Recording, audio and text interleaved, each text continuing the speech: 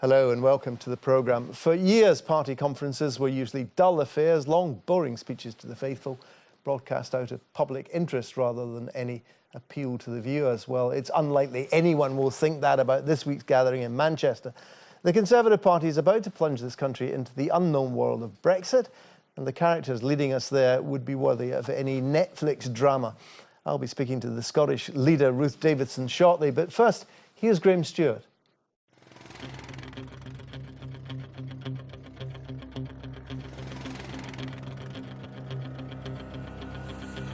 Actually, sit down. Precisely nothing changed yesterday. I think I've answered the First Minister's question. I will not take another... Yeah, I take responsibility for everything. I take responsibility, but it's everyone else's fault. And they don't want her referendum, so for pity's sake, First Minister, let it go. What a lot of waffle. A pass mark or a fail, First Minister? A fail. They lied about the costs of Europe. They lied about Turkey's entrance to Europe. They lied about the European army because we've got a veto over that. They put these in their leaflets and they've lied about this here tonight too, and it's not good enough. You deserve the truth. You deserve the truth. She's the gallus opponent of hard Brexiteers, second referendums and a certain Nicola Sturgeon. But Ruth Davidson was on the losing side of the Brexit debate and now finds herself at odds with her party's position on Europe. So you would like to stay in the single market? I want to stay in the single market, yeah. What I am proposing cannot mean membership of the single market. You're a fan of David Davis? I didn't really know him particularly well, but I'm getting to know him now in his new role, and you know, hopefully he can do a job for us. We're going to need him to.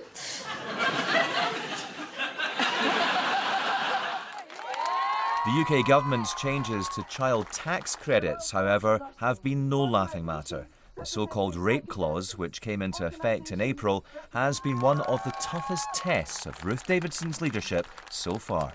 Politics aside, do you specifically as a woman truly believe in the rape clause and what it represents for our most vulnerable women? If, as this rolls out, it doesn't work well for the women involved, then we absolutely can look at that again. We're also making sure that there are no, there's no evidence, there's no proof, you don't there's look no comfortable anything. at all defending this. Thank you very much for coming out today, showing that... May's local elections saw the first shoots of a Scottish Tory revival. But within days, two of the party's newly elected councillors were suspended for posting racist and sectarian tweets. Ruth Davidson's been a vocal opponent of online abuse, so when she later allowed her councillors back into the party, there were cries of hypocrisy.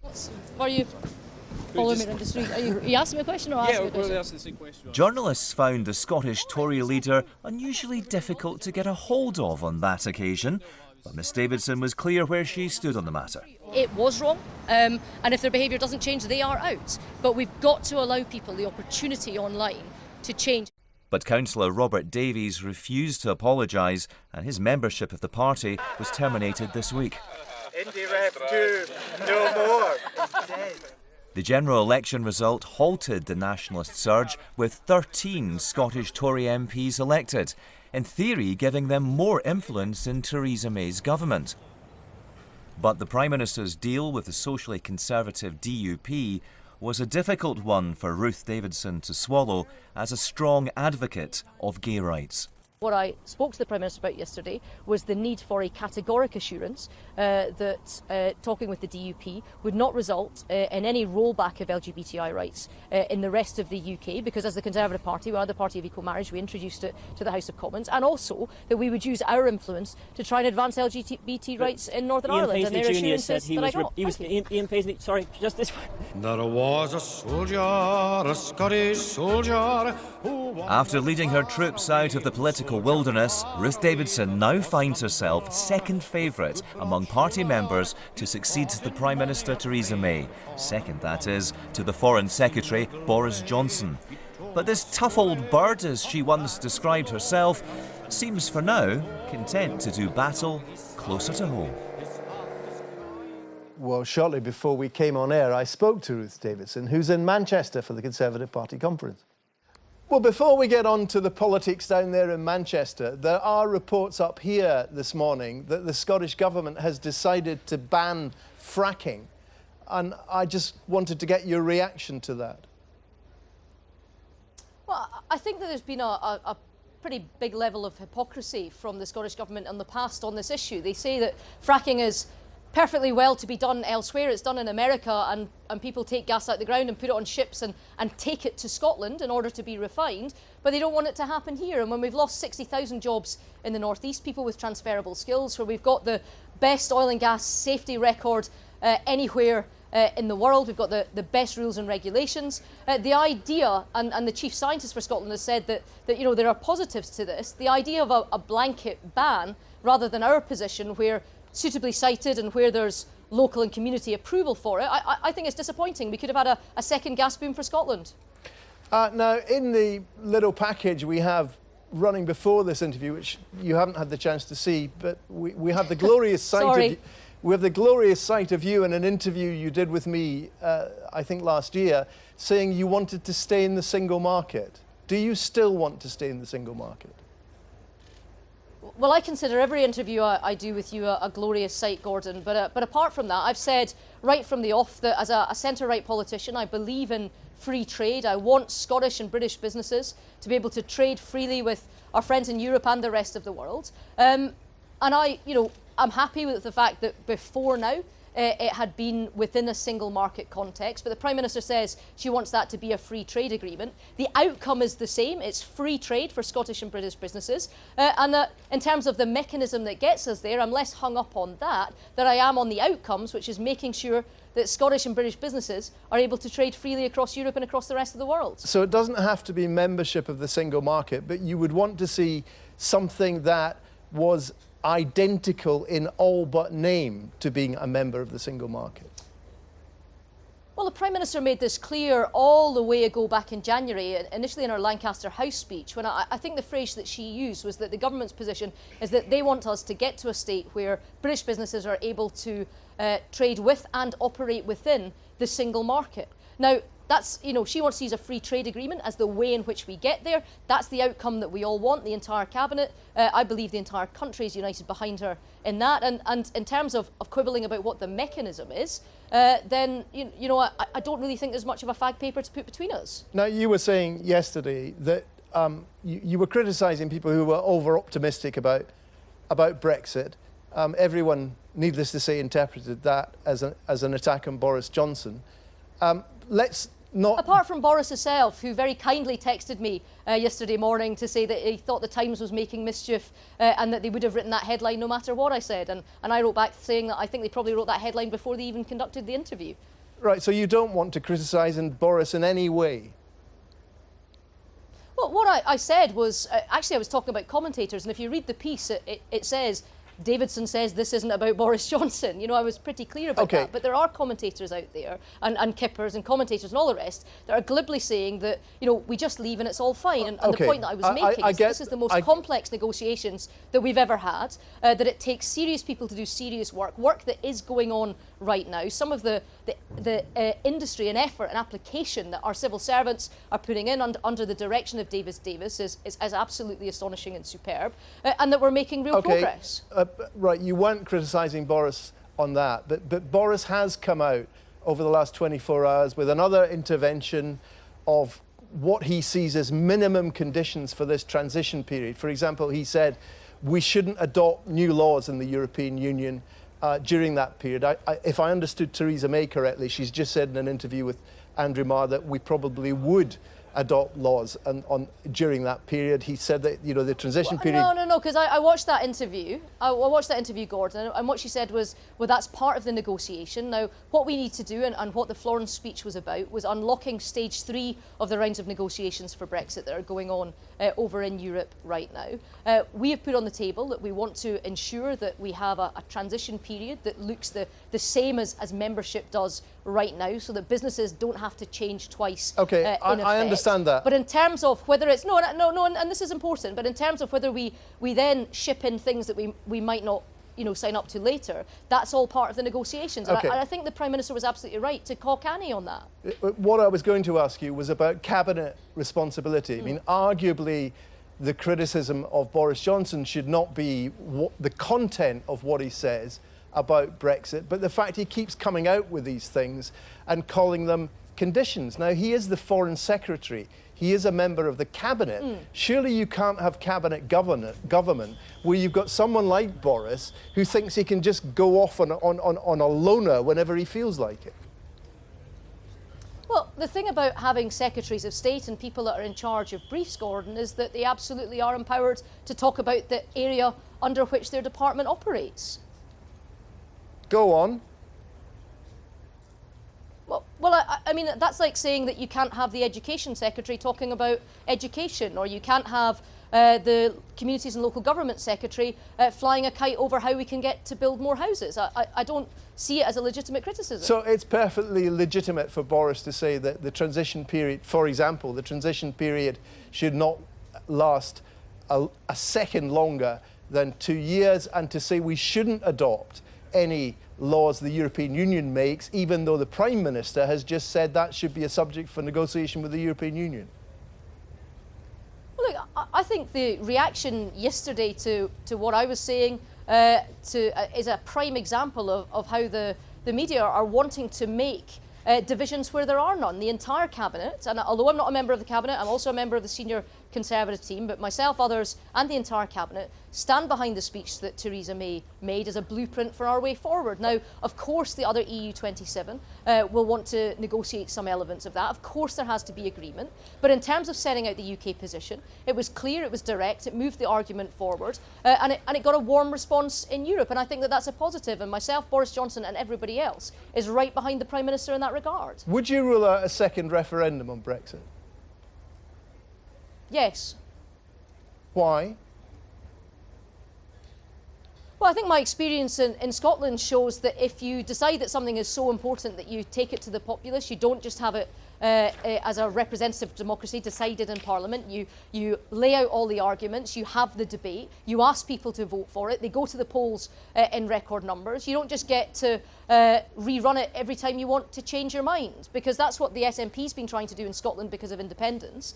And I've said that that's not the right way to go about it. And just because I happened to lose the Brexit vote in terms of the referendum for that last year doesn't mean that I get to say the same thing in this regard.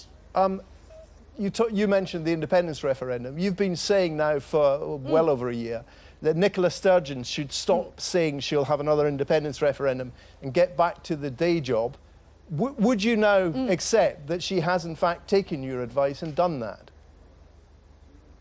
Well, I think it was less about taking my advice and it was taking on the chin losing 40% of her seats in June, having 21 MPs, including her former leader and her Westminster leader, taken out at the election. I think it was less to do with what I was saying and more to do with what the electorate of Scotland was saying. And that was the worst losses in the history, in the 90-some year history of the SNP. And I think that that's a pretty chastening experience for her. And I'm glad to see that for the moment she's decided to put talk of a second independence referendum aside. What has, I found, quite disturbed and alarmed me is putting our outriders like Pete Wishart, the head of the chairman of the Scottish Select Committee, out there in the press saying that they're going to put it back into their 2021 manifesto. Well, you know, that's entirely up to them, but I think they might find they get the same result from the Scottish electorate who want this behind them, and they want us to concentrate on schools, on hospitals, on services, and on growing the economy. Now, I know you're going to tell me you don't want to see more referendums ever.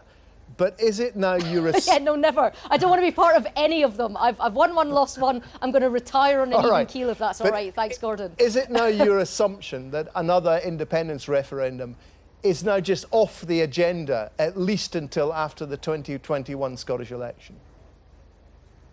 I think if the SNP tried to resurrect it, they would have a pretty strong reaction from the Scottish public. And whatever else they are, they do keep their finger on how to try and keep a broad tent together. Now, I know she's got her own conference coming up. I know she's going to want to throw red meat to her activists.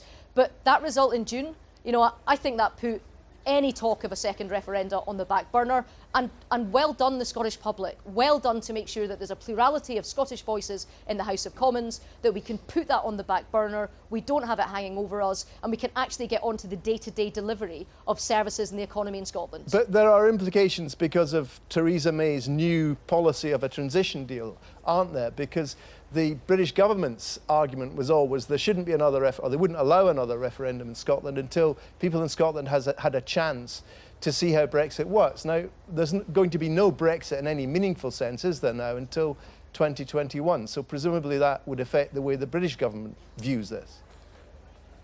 Well, I need to walk you back a little bit on that, Gordon, because when Nicola Sturgeon made her push for a second independence referendum in March, the response from the UK government was twofold. One, there shouldn't be a second referendum until the majority, unless and until the majority of Scots wanted it, which they don't. And two, not until people knew what it was that they were going to be voting on, what independence looked like, but also what a post-Brexit Britain looked like. Okay. So it was twofold on that front. And you know, I think that result in June has knocked the legs out of point number one for Nicola Sturgeon. OK, the deal with the DUP, you criticised it when it happened, basically on the grounds of gay rights, and you wanted to see pressure put on the DUP. But are you happy with the deal now and the money that was given to the DUP to get that deal? Because it is undermining, isn't it, all the Tory arguments against Jeremy Corbyn. The Tories want to argue that Corbyn's proposals would cost billions of pounds, and Labour every time just turn around and say, well, you say there's no magic money tree. As soon as you wanted a deal to keep Theresa May in power, you had a magic money tree, shook it, and £1 billion fell into the pockets of the DUP. Well, you're right to say that I raised concerns about forming an agreement with the DUP. You're right to say that I want to see us use any influence that we have to advance equal rights in Northern Ireland. I think it's utterly wrong that it's the only part of the United Kingdom where equal marriage but what about doesn't the exist. money? I sought and received assurances from the Prime Minister. But what I also want to see is to make sure that all parts of the United Kingdom benefit. And I've been working very hard. I spoke to the Chancellor just on Monday there about making sure that the Treasury looks to all parts of the United Kingdom. But in terms of what the DUP has asked for, they've asked for... Are you saying you're lobbying the Treasury so that Scotland gets some sort of benefit from this deal with the DUP? I say that I lobby the Treasury before every budget as part of my job. But what I am saying, let's look at what the DUP have actually asked for money for. They've asked for money to help with mental health conditions in an area which has some of the poorest mental health in the United Kingdom. They've asked for money for schools in one of the poorest areas of the United Kingdom. So in terms of what they're spending the money on, you know, it's not anything that I think anybody across the United Kingdom would want to see any other members and civilians within the United Kingdom not receive. But what I'm saying is, yeah, absolutely, of course I'm lobbying the Treasury ahead of the budget. I do every year. But look, we're running out of time, but I just want a yes or no on this. So you're going to the Treasury and you're saying, look, the Duke got all this money for Northern Ireland. We want some money for Scotland. Yes? Well, I'm yes saying or no? that we want money for Scotland, like I say every single year. I say every single year to the Treasury. I know you say you do that all the time, but you're now make telling sure us. you deliver. But you're saying as a result of this Duke deal, you're lobbying. Do you know what's lovely, Gordon? This year I've got 13 MPs behind me to help. So let's see what happens when the budget's announced in December, shall we? Briefly, if you will. Thank you. Catalonia. There's quite a serious situation developing there. Apparently, there have just been rubber bullets fired on demonstrators in Catalonia with the referendum going on today. Do you think the Spanish government have been heavy-handed in the way they've reacted to this situation? Well, I think, and I need to point out to your viewers at this point that we've pre-recorded this interview earlier this morning. So the situation in Catalonia is very fluid. Yes, there are unconfirmed reports about the actions that the police are taking. At this point, I don't know what they are. And at the point at which this interview is broadcast, it may have changed. But I think what the situation in Catalonia is showing us is actually what a remarkable feat the 2014 referendum was in Scotland. And I'll talk about this actually later in my speech today, that we had these free, fair, open, democratic, transparent elections that were recognised by both sides. And that's why I've been so forthright in my disappointment and my anger at the SNP and the First Minister for trying to say that a referendum that they said they would recognise, they just want to rerun again. All right, Ruth Davidson, we're out of time. We'll have to leave it there and let you go back to world-class public S is what we can see. What does it say? What is S? Services. Oh, it's services. Global Britain, world-class public services and a strong economy. There you are. You got your propaganda slogans over. Thank you very much indeed.